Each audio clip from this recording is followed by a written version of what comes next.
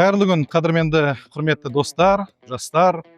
Өздеріңізге мәлім, 1992 жылы дарынды, талантты, ең мықты жастарды қолдау үшін дарын сыйлығы басталған болатын.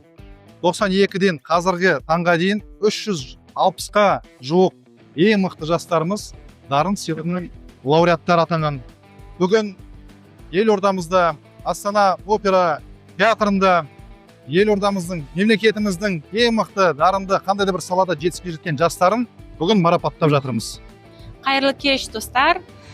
Бүгін Қазақстан Республикасының дарын мемлекеттік сыйлығының иегерлерін көруге керемет кешке келіп отырмыз.